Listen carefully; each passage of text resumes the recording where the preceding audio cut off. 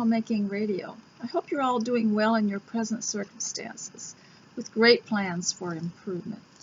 If you're new here, or even if you're old, please click the link in the description box below the video and go to the place where I have embedded this and watch it over there on my blog, because then you'll see the other photographs. I will have a picture of the dress and apron that I wore and maybe some other things around the manse. And if you're not ready today, you know the routine. You have to bathe and dress and fix your hair and put your beautiful clean apron on and make your nice long list. Have a cup of tea while you do that, and I wanted to share my teacup with you today. As you can tell, it's an antique and it goes with what I'm wearing, and it's called, I think it's called Springtime. I actually can't read it because it's so faded, but it's one of the old Royal Albert ones. Let me see if I can. It's Spring Blossom is what it's called. That's what it said, Spring Blossom. And I'll get a picture of that for you. And the tea that I'm having today is a combination of mint and marshmallow plant, which very, very soothing. And so I will get a picture of that for you and put it on the page where I've embedded this. So ladies, I hope that you're all learning to be content at home. I have a few things to talk about today, and I might begin with reminding you of the list that you have to make to get started. I know some of you just watch this to help you sleep, but at least it's useful. And I would say you probably need to make a list and have a cup of tea while you do that. Go ahead and bathe, put that on your list, get yourself all freshened up and cleaned up. And I know that it's easy to neglect that if you're a homemaker, because you think no one's going to see me, it doesn't matter, I'm not going out. But it does help put dignity into your work and into your purpose and into yourself, and make you more of a human being. And it's just so civilized. And so today I wanted to read a little bit more from Wives and Daughters. If you have the video set here, you could also order a complete collection of Elizabeth Gaskell. This is Wives and Daughters, and she called it in her book An Ordinary Story. It was written a little bit after the Jane Austen era, and all of these have got some kind of tragedy in them, but in an ordinary story-like way, tell how the person overcame it or got over it. I was watching a movie someone recommended recently, and it was about a young woman who had asked her aunt a question like, how long did it take you to get over the loss of your husband? And it was so interesting to hear this ordinary response where she said, it will always be a big gaping hole, but you do heal and life does go on. But she said you never really, quote, get over it. And it's nice to hear real honest stuff. And Wives and Daughters is not for little children, because there are several death scenes in it. The loss of Mr. Hamley's son Osborne, who dies in a field somewhere, and then his mother, Mrs. Hamley, and they show, there's no gore or anything, but just kind of show them as they're slipping away, and I don't think that's appropriate for little children. Actually, I really think some of these, even though they're very mild and there's nothing really seriously bad in them, probably be better for older young adults, not so much teenagers. But I really recommend them because it talks about everyday life and things like that that just never change. So I'm going to start with reading from one of the chapters after Molly becomes 17. And this was a description of Mr. Gibson. I quite liked this man in the video, and as I read this through this book, I discover just how well the writers of the script used the information in here, including the scenery when it described a scene. And then I saw the video. It it was actually quite close to what I thought it would be. I know it must be hard.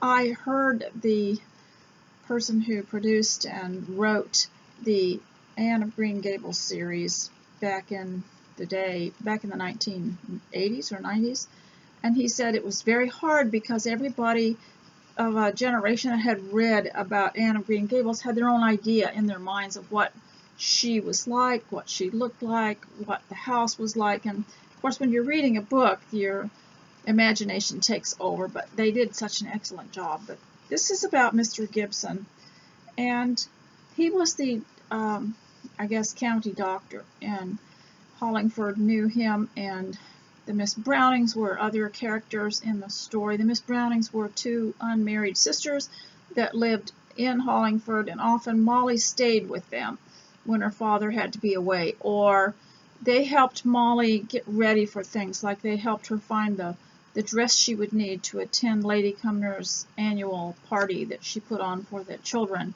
of Hollingford, and they were just very, very helpful. They practically helped raise her. And so, Mr. Gibson here. Mr. Gibson, now remember he was a widower. They're not calling them widowers anymore. The men used to be called widowers, and the women used to be called widows. So, he was a widower. Mr. Gibson did not speak much about the grief at the loss of his wife. Now, ladies, if you've got something to do, the reason I'm reading this is so that you'll have something to listen to while you work. And you can also go on LibriVox. I left a link on one of the posts where you can go and listen to someone read this without commenting. And you can also listen to the videos. I put those on there too, so you could go listen for free if you wanted to listen, or watch them, depending on how you're feeling and what you're doing. But if you've got something you need to do, you can go ahead and do that. I'm not going to be able to show you anything else, I don't think. So, Mr. Gibson did not speak much. This shows the character of Mr. Gibson. It really describes him as just like some people are, you know. They don't want any attention. It's just like Molly when she went to that party. She just wished they wouldn't look at her, and they wouldn't bother with her, and they just leave her alone. And some people just don't want any comments made about their situation. It just makes it worse. Mr. Gibson did not speak much about the grief at the loss of his wife, which it was supposed that he did feel. Indeed, he avoided all demonstrations of sympathy, and got up hastily and left the room when Miss Phoebe Browning first saw him after his loss, and burst into an uncontrollable flood of tears, which threatened to end in hysterics. I guess the townspeople were more sad for him than he was.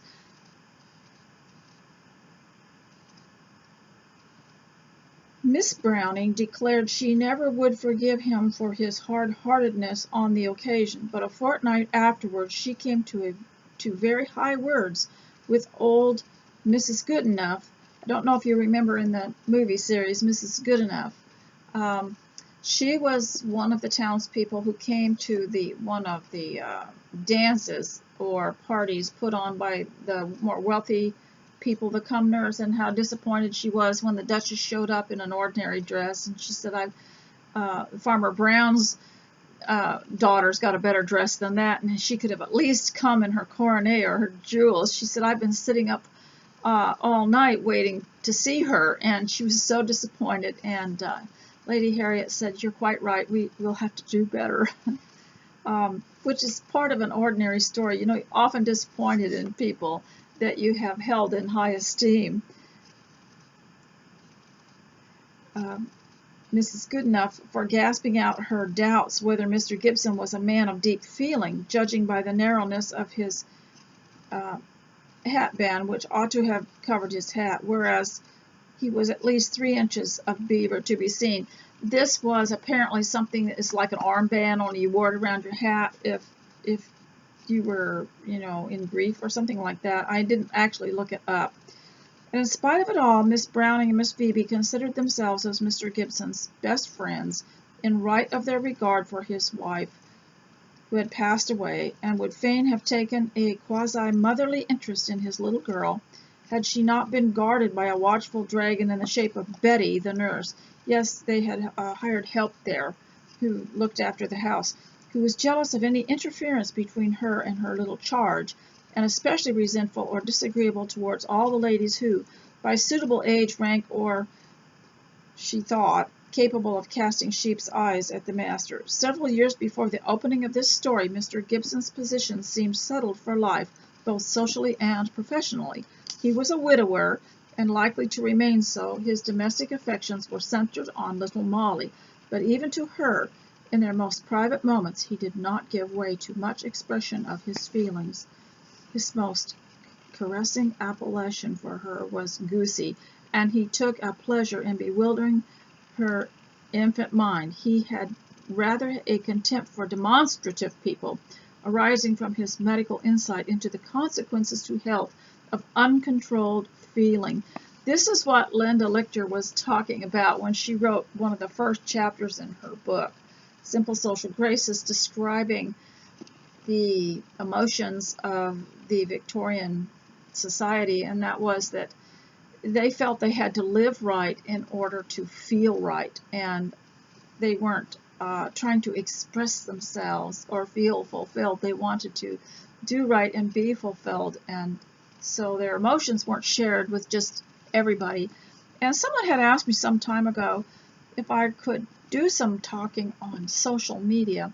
I don't have social media except on my phone, where I text, 3 or 4 members of my family, maybe a friend or two. And I keep that down to almost nothing. It hardly ever dings. I'm sure if I sent a text out to someone, they would think I needed help or something. But one of the problems with social media is that it keeps us in a constant state of flurry, or a constant state of uncertainty. And it raises our levels of cortisol, which is the stress hormone, as we listen or describe every last disappointment or drama in our own lives or someone else's life. And that is the only thing, is to, when you read Jane Austen, and particularly Brian Kozlowski's book, The Jane Austen Diet, he had a section in there on the mind-body connection, and how they knew when they had had enough people in their lives and they needed to retreat a little bit and be quiet. I've heard people say that too, that they figured out that after they had been around people, they needed to go and be alone for a while. And that was something, that people took for granted and did, but I don't know if they're practicing it so much anymore. And one of the best things you can do is look up how many times our Lord Jesus went away after he'd been around a crowd or had a confrontation, went away to be alone. And some of them say he went away from the press, which meant the pressing people. But we always used to laugh about that because it sounded like the modern press. But how many times he went away? And we've all heard that Queen say. I had a clip of her from a YouTube video where this queen in England, in Denmark, had said that the reason they go to their little holiday home, or big holiday home, several times a year is because if they don't have that time away and that time to be quiet and not be interacting with people, she said, if we don't have that, you don't have us. And this is so interesting.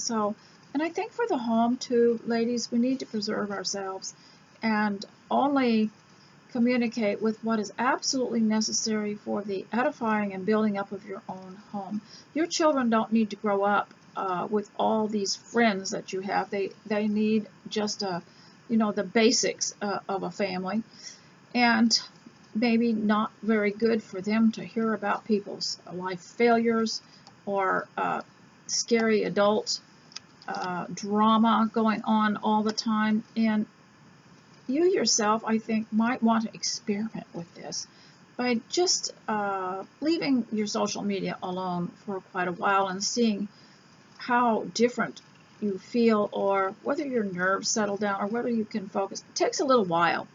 probably about the third day you think it's going to be excruciatingly lonely, or somebody will tell you something like, before we had social media, when a lady got to where she wanted to just, focus on her home, retreat to her own interests for a while, be with her own family, someone would say, well, you're going to be a lonely old lady. That was the favorite thing to say to intimidate you.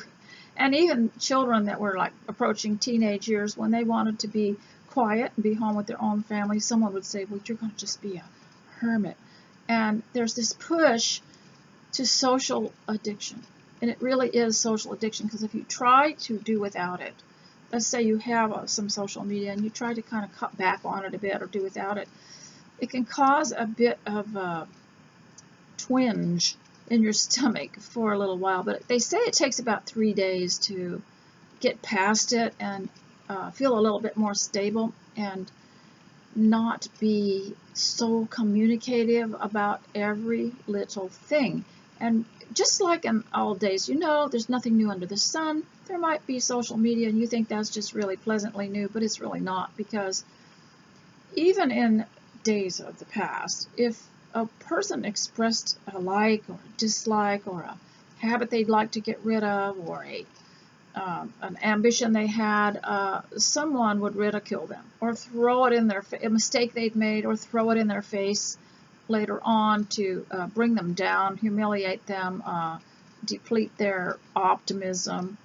And we're supposed to be building up and edifying others and not be bringing them down. I think they call that throwing you under the bus these days. So there's really nothing new. People used to do things like that. But, I think it's really good if you're a homeschool lady, or if you haven't homeschooled but you want to be homeschooled, homeschool yourself, that one of the first things that you could do, and if you have daughters at home that are old enough to understand and to evaluate life, you might have them start a notebook. You can get these 3-ring binders that come apart, and you put loose leaf paper in it that has the 3 holes in it, and start a notebook. And for homeschooling, I would say 1 notebook for the whole year. Just add pages rather than have stuff all over the place. And for the girl, and maybe the boys too, maybe they would like this, is to start a page on, first of all, how we are fearfully and wonderfully made, and how God values us as human beings, and what a treasure we are to Him and to our families, and how can we list things that we would like to improve in our lives, and what things do we like about ourselves already? What are some of the advantages we have in life, and what are some of the things we already can do? And then make a list of things we'd like to do as young people, to help them with this notebook: my strengths, my weaknesses, my ambitions, things I would like to change in my life. And then you can teach them about things that they used to call them the unchangeables. You can't change the day you were born. You can't change your age. There's just certain things that you can't change. There was a whole list of them. You can't change your DNA or who you were actually related to. And you can't change what time in the family you were born, whether you were the first, the last, or in the middle. You can't change. There were just all these unchangeables. But to have this notebook and to list all my strengths and all my weaknesses when you're very young can be so reassuring to a young person, and especially a girl, because I'm teaching keepers at home-ness here. To have a list when you're very young of the strengths that you have and the things that you like, a list of things that you like, a list of things that you're interested in or that you would like to do, things that make you feel happy, things that comfort you, things that you're capable of doing well. And that is so important, because as you get older, and those of you who are vital will know this is true, as you get older, there are people that want to demean you, especially if you have the ambition of being a homemaker or being home, and tell you that your worth is not of value. And so that's why you have to go back to these notes and these notebooks and the things that you love, to reassure yourself that you were once valued by yourself, and to have some scriptures in there too of how God values you as a human being. And so I think it's really important, especially if you lack any confidence in your worth or yourself, to also start a notebook like that and make a list of your strengths and of your weaknesses and where you'd like to improve and how you would like to improve and what you would like to learn, what you would like to do, and make a plan for yourself to learn some things, to read some things, to maybe go online and take some free classes in things. And just also there's this big movement now called self-care for caregivers, and caregivers are very, very hard workers, and they work a certain amount of hours a day in someone's home most of the time to help people whose ailing parents or grandparents have dementia or Alzheimer's, or just maybe have had an injury or something and they can't completely take care of themselves. And these people work very hard, even though maybe they would only work a few hours, but it's very much emphasized that they spend time looking after themselves, whether it's watching a movie that relaxes them, having the certain kinds of relaxing things that they like to do, the special kinds of teas and coffees they like, things that just totally rejuvenate and renew. And that's why I mentioned getting away and being quiet, because that is one of the most valuable things you can do. And even though we might live in small areas, now I have a lot of places to walk, but I don't necessarily like to do that. I like to stay really close to home so that if for some reason I forget myself or I'm sitting around somewhere, I don't forget where I am and someone can find me. So as I get more vital, I have to be very careful to be thoughtful of my family members about things like that.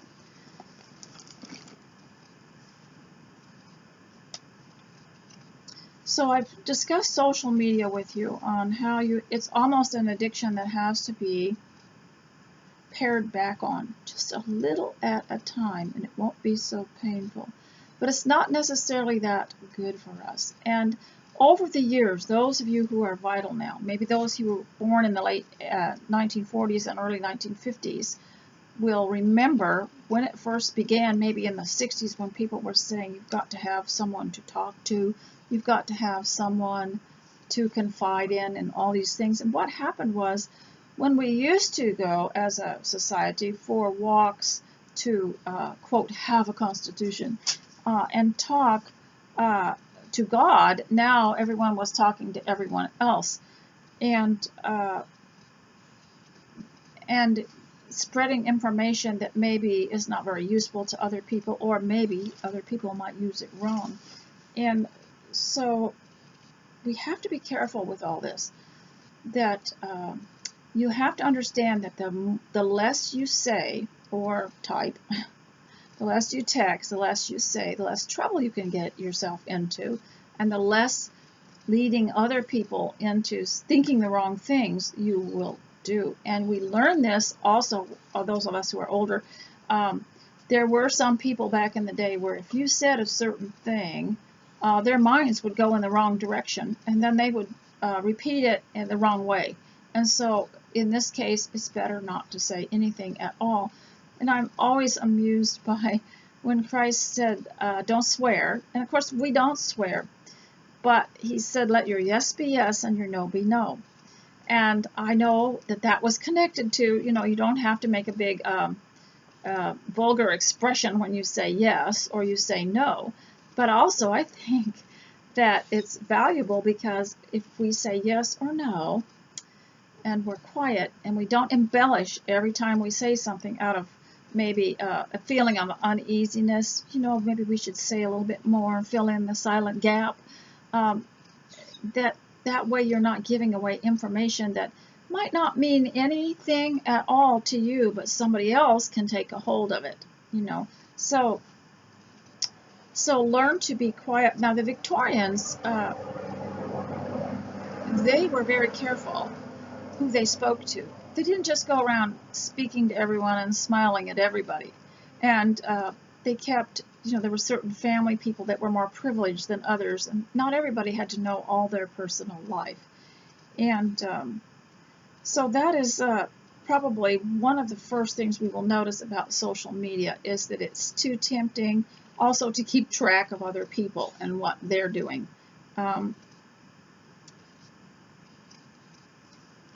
So I want to discuss a little bit more here. I have been teaching some of the younger boys in my family, the homeschool boys. I wondered what I could do, you know, to help, and so I send them a little newsletter that I just handwrite, and we explored different subjects and wrote back and forth until finally I found one that they responded to really well, and that was words that sound alike and look alike, and what the different meaning would be, like prince and pray and pray, and we started at the beginning of the alphabet, and there's just so many of them. And so I wanted to share one with you that I did, and that was idle, idle, and idle. Now you might not think there are 3 idols, but I want to share this with you because I'm homeschooling you all. And homeschooling is just a bright, delightful, fun thing about life to do, to have joy in your words, and to have happiness to be here and to be alive. And from the time children are really little, and you know yourself, when they're hustled off to school, they are put into a pattern of stress. And so this is so helpful if you can teach them yourself and teach them at home. And you might not think you can, but as I said before, there are 26 letters in the alphabet and 44 sounds. I think you can manage it. And you can get flashcards, and you can get little instruction books that help a great deal. And once they learn the sounds, it's very interesting that it's harvest here. We have a lot of wheat and chaff coming through the windows. Once they learn the sounds of letters, some children have learned to read just sitting in the back of the car as their mothers take them here and there to the grocery store or whatever, trips and things, and they're just reading signs or license plates, and after a while they learn how to read. So idle. Now we all know there was a story in one of the old McGuffey readers called Hugh Idle and Mr. Toil. And it was the contrast between 2 characters, one who was idle, in other words, he didn't want to lift a finger. That's another expression too, lift a finger. He didn't want to do anything, and he was idle. And then there was Mr. Toil, who was more diligent, and showed the contrast between these 2 characters and how they ended up at the end of the day.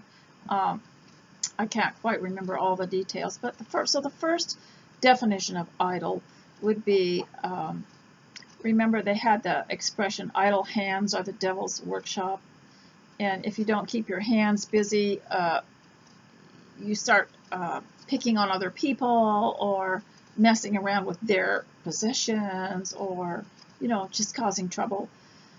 And so to be idle just means to be useless, pointless, not being productive at all in your life, to be idle. It's good to let your thoughts go idle sometimes, but we can't let them be untrained by God's Word.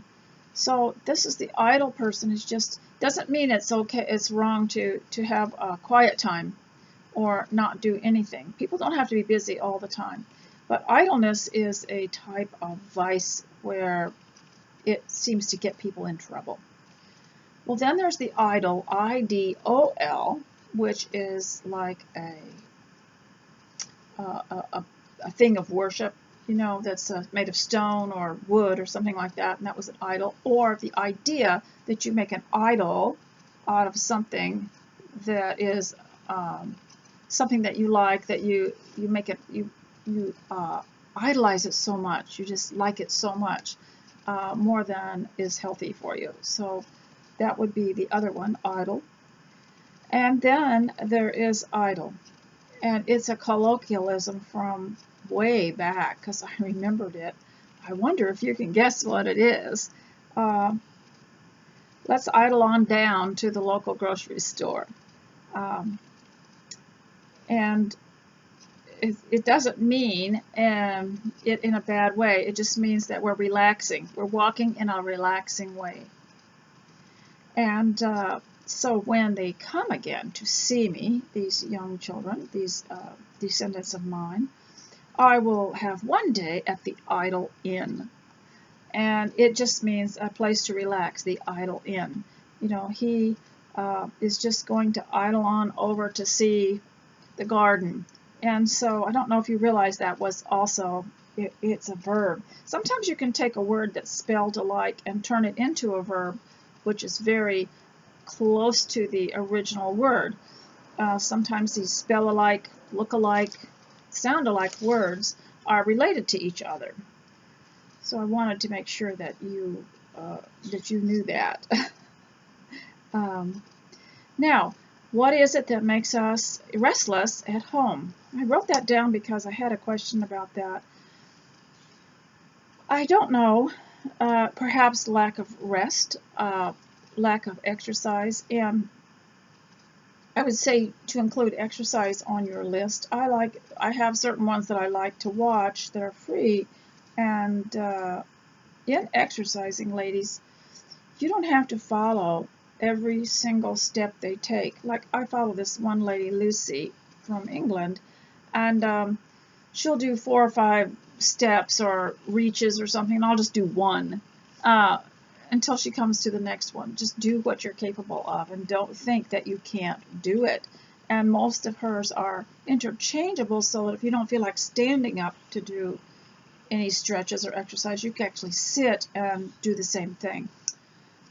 Or feeling restless can also mean that there are things that need to be sorted through and not cleaned up, or that you're not getting things accomplished or done that you want to do. And it's the hardest thing, isn't it, to get started? But once you get started at the small steps of doing something, some of that restlessness might go away. The other way that restlessness might come upon you, so that you don't feel as content at home, is the house is not in the kind of order that you want it to be, or it doesn't look like what you want it to be. And my solution to some of that is analyze everything you want to do somewhere else and bring it in to your home, just like I did the little tea service sets, in a tray, and I had a kettle with water in every room. And I thought, well, that's what I liked about, being somewhere else and on a vacation. And analyze what it is you like about these places that you go to, whether it's in your nearest town or whether it's on vacation. Analyze your vacation and see if there are things that you could just do at home. And also there's a problem of ladies at home. They're not going to be bringing in a huge amount of money, but they can prevent a huge amount of money from going out by doing more at home. So I listed something one time that I liked, that whenever I got to where I wanted to go somewhere else, the lights are different, the sounds are different, the smells are different, the comforts are different, and you have services, people serving you, or things serving you. You can accomplish this all at home by getting things ready so that your whatever room you're concerned about serves you, instead of you always having to take care of it well enough that it provides some comfort to you. Now, I was going to tell you about these books that you can get. I've read several of them to you. Emily Barnes, where she'd written a list of things for the home, and all kinds of books about homemaking. But what you have to be careful about those is you can convince a young girl that yeah, she'll say, yes, I know how to do this. Oh, I really like this book. I know how to do this, and I learned how to do this. But none of those books ever say you're going to have to be home. You will be a full-time homemaker. That's the thing, is they'll say, oh yes, I'm really good at cooking. Oh, I can clean. I can do this and I can do that, and I can take care of a home. Therefore, I can go out to work outside of the home. And this one book that I've been reading out of you, I've been reading several books about homemaking and everything, but they will not get the message to the young girl until she learns that she is supposed to. You'll have to tell her, or you'll have to read her Titus 2:5 about keepers at home. And what the whole purpose of keepers at home was, that they would not be idle. And that they would, and they'll say, well, I'm at work, I'm not idle. But there's a lot of idleness going on at work, a lot of idle talk, a lot of idle ideas. You can come home with a totally different religious beliefs from some of that kind of talk. And so I'm just saying this about the young girls, that if you can, I mentioned caregiving. If you are really young and you have learned caregiving, if you've learned homemaking, you've learned caregiving. You will never be without some kind of resource to work, even in your own home. We had a situation once where one of the relatives was brought to our house to look after, so that we didn't have to go, somewhere else. And so caregiving is very, very valuable. Even if you learn to give someone a cup of tea, that is a very valuable thing to learn to serve others. And even it provides hospitality. Some people, they say, are better at giving you a cup of cold water, meaning the simple things. They're good at giving simple things to people to show hospitality. I'd like to go further into hospitality sometime. And today I'm going to read some more from this book written by a man about women working out of the home and the society that it caused. And I had read this in history one time.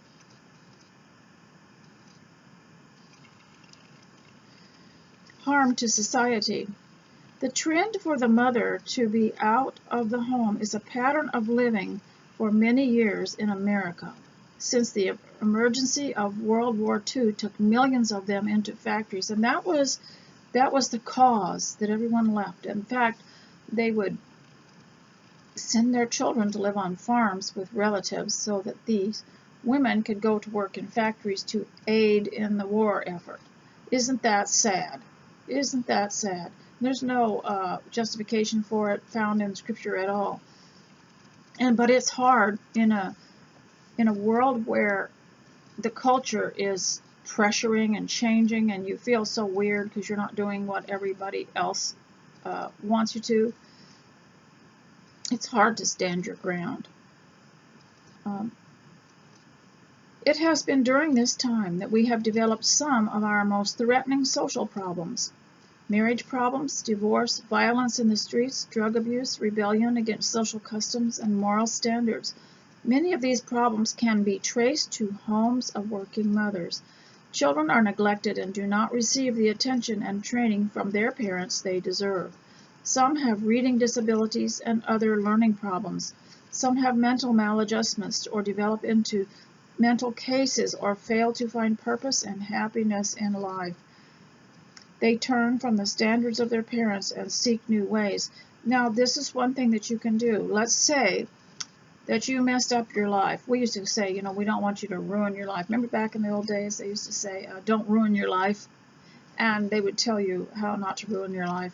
But let's just say you messed up somewhere, and now you want to put a stop to the pattern that your family has followed.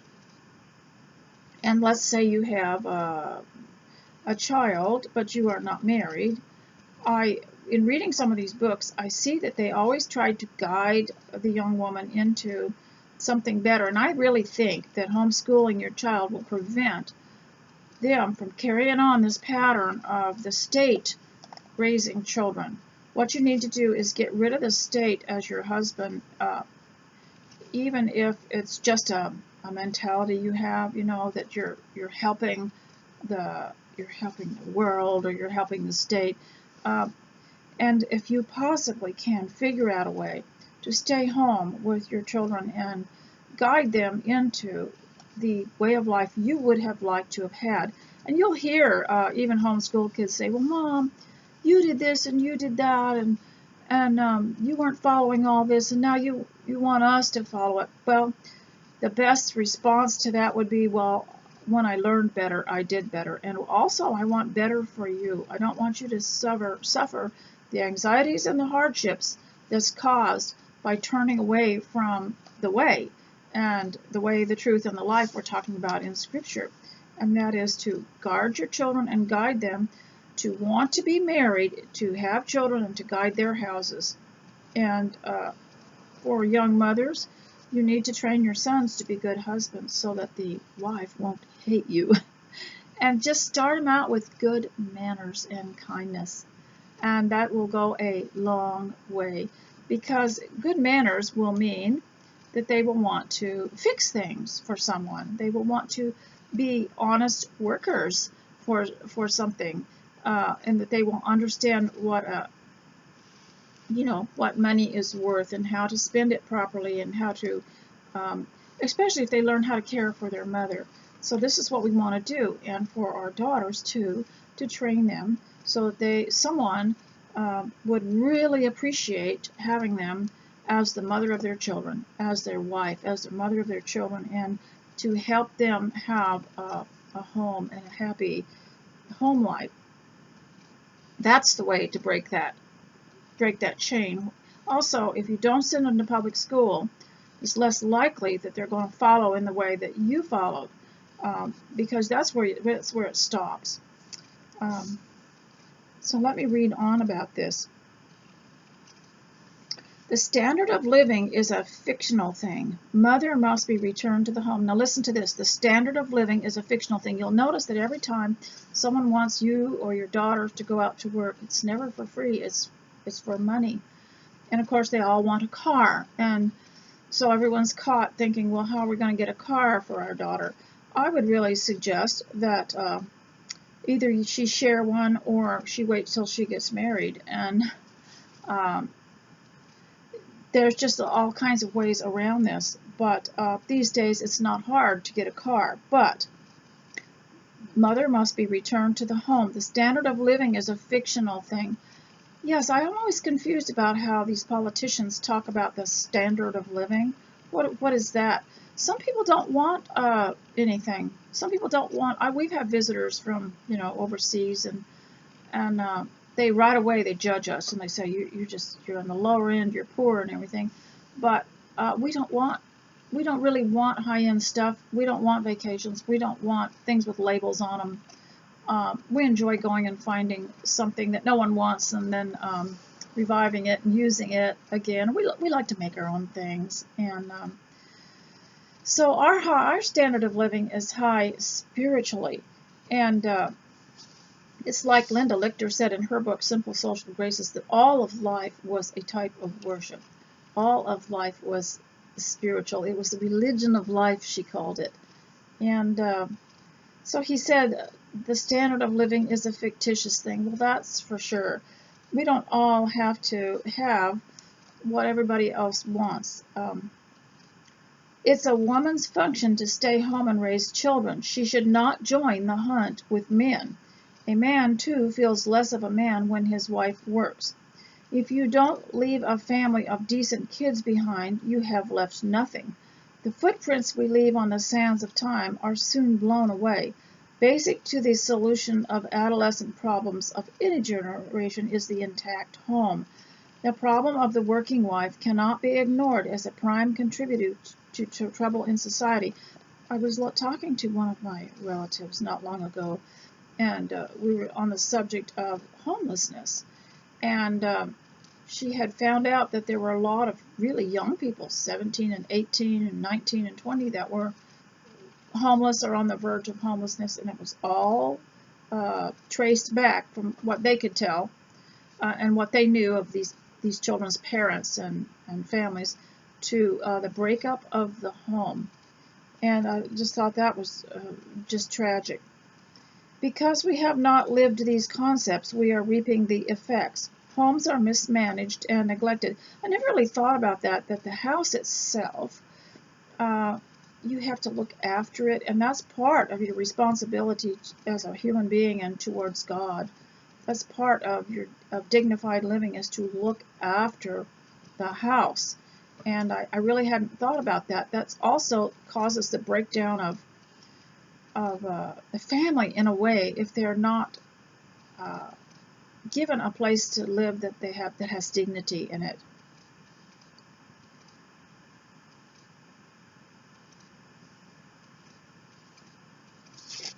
It says massive grants for childcare will not solve any of the problems of young people. Trying to relieve parental obligations for the upbringing of their children will only worsen the problem. Yeah, just throwing money at it. What is the solution? Bring mothers home to do what they can do better. I did hear one famous politician recently say, we want to make the wages large enough for the man so that the mothers can come home. Bring mothers home to do what they can do better than anyone else, what no one else can do. Each father should make a solemn commitment to solve his part of the problem. This means if your wife works out of the home, get her back as soon as possible. This is more important than saving the planet. I always hear these politicians talking about making your country great again.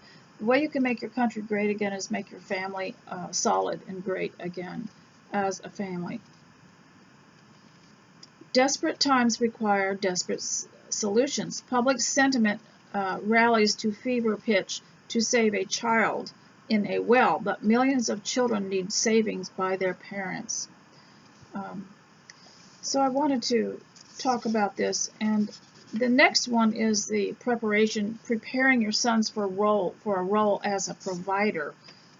That starts very young, and you can start like between you all a family business where the son works for you and you pay him, and then you help him manage his money, and you set him up in his own business. Once he's learned to work at home and work in the yard and work in places like that, then he is more capable of working for others, and he gets an idea of how this works. Now, I remembered that I had quoted you some things from Karl Marx, who back in the day, he lived around the time of Abraham Lincoln. And, you know, I told you the Victorian Society fought these modernists who believed that the single women weren't really needed at home or noticed or appreciated. So he would, Karl Marx's writings talked about how at home they're confined, and they are, what did they say, imprisoned or something like that. And that how he convinced, see, sometimes when there's art or there's literature or there's an activity or there's some kind of politics that isn't very good or cannot stand up to scrutiny or a good argument, we'll just eliminate the other side so that they can promote themselves. And so what he did was he kind of eliminated the value of the home, eliminated by words. And he would say, you have nothing to lose but your chains. And in the meantime was just ferrying all these young girls off to factories to work. And you can see that in one of Elizabeth Gaskell's novels. You know, she wrote Wives and Daughters, but she always wrote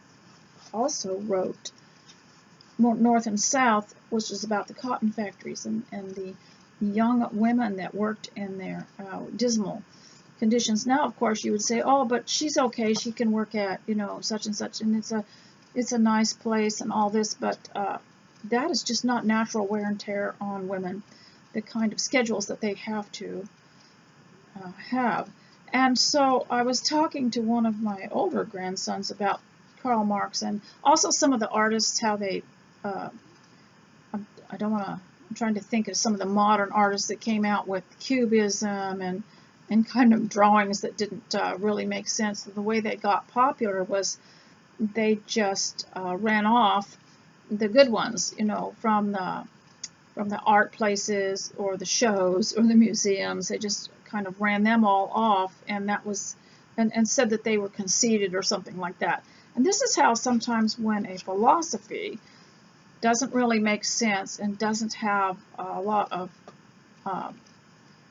basis to it, how it can take over by just eliminating the arguments against them, just eliminating those people, just by dismissing them.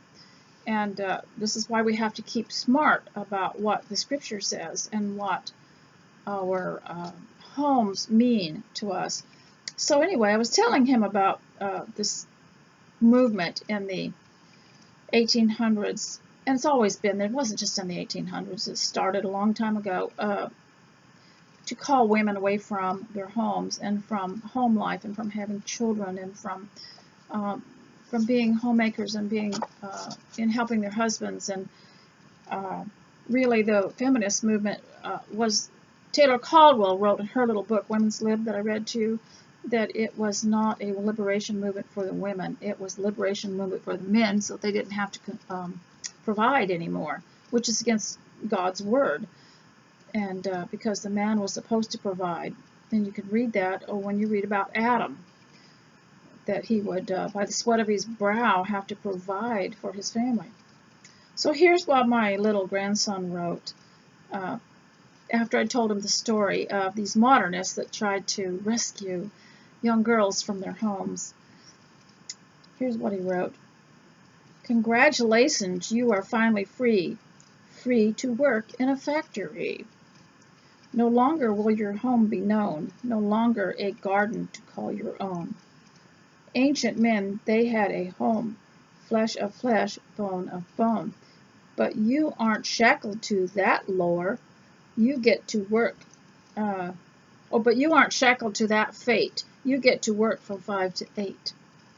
And when your working days are o'er, no legacy will be in store. Free to wander an empty room till you're free from remembrance in a tomb. Isn't that sad? I mean, that should be published. I'm trying to rewrite his name. He's about 20. I'd say he's 23. And that is just so good.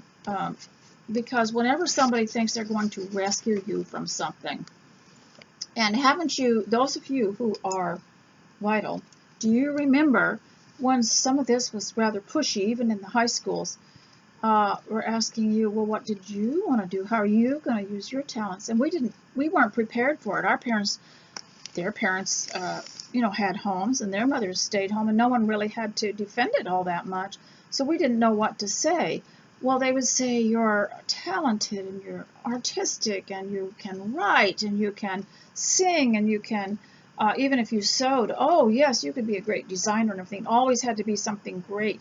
And we never thought to say, well, we can sing to our children. Well, we can read the Bible to our children. Well, we can write stories for our family. Well, we could learn to design. They would say we took this architectural mechanical drafting in high school, and they'd say you're so talented and everything, you should go into this career. Well, we could design our own houses, and we could anything they say you can do at home. And so women in high schools were intimidated a lot about this, saying, you really don't do anything at home that's significant or appreciated. But having a family is very, very important. And if we didn't have families, then that would be quite an interesting life, wouldn't it? Where you're dependent on material things. And so we see that the worst thing, the most pressing problem in all of our nations is the family and the home. And those of you who are homeschooling your children are seeing a difference now, aren't you? You're seeing a big difference. So I want to continue with this idea of women at work. And this section here is, should your daughters be trained for careers? Well, when I read that, I just remembered that they are, if they're homemakers, they've already been trained for careers. And if they're caregivers, they'll always be used. And I remember when I was younger, if someone had just had a baby, my mother would send me over to their home to help with the laundry or something. And there was always a need for a teenage girl or a young girl to go and help somebody do something. It was always, if it was a relative or a friend or someone we trusted. And so you will never be without qualifications if you are a helper or a caregiver. But once you get trained for a career, this chapter here that I was reading in this old book was that as soon as you're finished the training, all the ways that it was used is obsolete by the time you get out of there. And then new technology comes over and takes over. But I'll tell you what new technology will never replace, and that is your voice to your children, your hands making things for your children or comforting them, your hands putting a little elastic band-aid on a little scrape or cut, your songs to them. You know, they think you're a great singer. And all the things that you read to them, or maybe if you just write them a story, the clothes you make for them, the house that you sweep for them and clean up for them. And even if you're cleaning a room and they see you working, say, I'm cleaning this up for you because I want my children to have a clean, room, and smell these sheets. They're just as fresh and clean, just fresh off the line, and get them to relate your work to the care and love you have for them. This is so important, and to include them. As I told you in videos past, get yourself a little child's equipment, dustpan, broom, whatever, and have them work alongside of you. And also, or just bring my kids, they just could bring something in the room I was in and play or be occupied while I cleaned.